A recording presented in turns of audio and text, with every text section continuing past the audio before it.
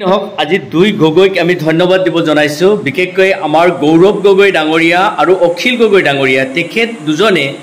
এটা সঁচা কথা কোৱাৰ কাৰণে আমি অতিকৈ আনন্দিত হৈছো আৰু যিটো কথা হয়তো মাত্ৰ 2-3 দিন আগত প্ৰকাশ কৰিছিল আৰু সেই কথাখিনি আজি বাস্তৱত পৰিণত হৈছে বা বাস্তৱত ফলিছে আপোনালোকে ভিডিঅটো বেছি পৰিমাণে শেয়াৰ কৰি সকলোকে জনাই দিব আসলতে যে মুখ্যমন্ত্ৰীকে ধৰি সকলো বিজেপি কৰ্মকৰ্তাসকলে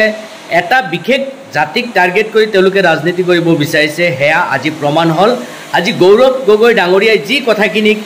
সোশ্যাল মিডিয়াৰ আগত প্ৰকাশ কৰিছিল যে যদি কোনোবা মন্দিৰ বা কোনোবা নামঘৰৰ আগত গু মাংস পেলাইছে তেতিয়াহলে যদি ভালদৰে অনুসন্ধান কৰা হয় তেতিয়াহলে হয়তো সেইজন ব্যক্তি বিজেপিৰ সদস্য হ'ব নাইবা কোনোবা আৰএছএছৰ সদস্য হ'ব আজি সেই কথাখিনি বাস্তৱত পৰিণত হৈছে ঠিক তেনেকৈ অখিল গগৈ ডাঙৰীয়াও এষাৰ কথা কৈছিল যে আসলতে যদি গুমাংহ মন্দিৰৰ কাষত ৰখাৰ বিষয়টো তদন্ত কৰা হয় তেতিয়াহলে নিশ্চয় কোনোবা ৰাম ৰহিমৰ পৰিৱৰ্তে কোনোবা হিন্দু মানুহৰ নাম ওলাব নাইবা বেলেগ ধৰ্মৰ মানুহৰ নাম ওলাব আৰু সেই কথাখিনি আজি তিলে তিলে পৰিণত হৈছে আজি আপোনালোকে নিশ্চয় দেখা পাইছে যে লখিমপুৰৰ নামঘৰৰ কাষত যি গুমাংহ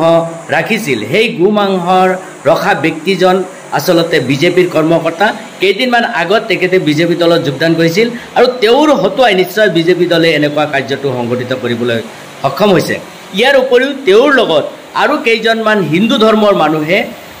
এই গুমাংহ ৰখাত সহায় কৰিছিল আৰু সেই গোটেই কেইজন ব্যক্তিৰ নাম আপোনালোকে নিশ্চয় স্ক্ৰীনত দেখা পাইছে এয়া আপোনালোকে দেখিছে লখিমপুৰৰ নামঘৰ সন্মুখত গুমাংহ পেলোৱা ঘটনাৰ সৈতে জড়িত বিজেপিৰ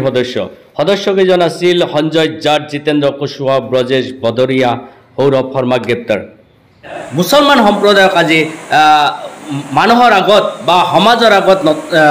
মূৰ ধুৱাবলৈ বাধ্য কৰাইছে বা মুছলমান সমাজক বদনাম কৰাৰ কাৰণে তেখেতসকলে এনেকুৱা কামবিলাক কৰিছে আজি আমি ক'বলৈ বাধ্য হৈছোঁ যে যদি কোনোবা এজন মুখ্যমন্ত্ৰীয়ে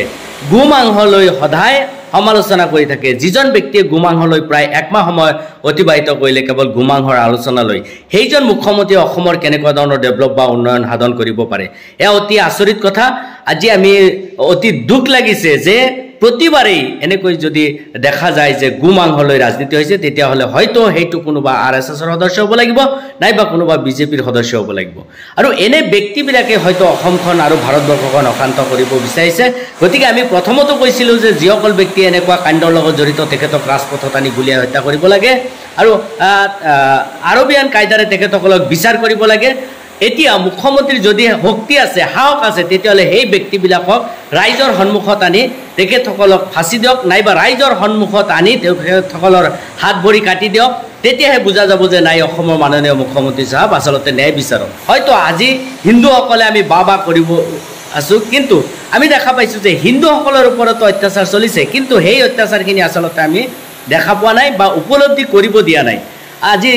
যাৰ বাবে হয়তো আমি হিন্দুসকলে বাবা কৰিব পাৰোঁ কিন্তু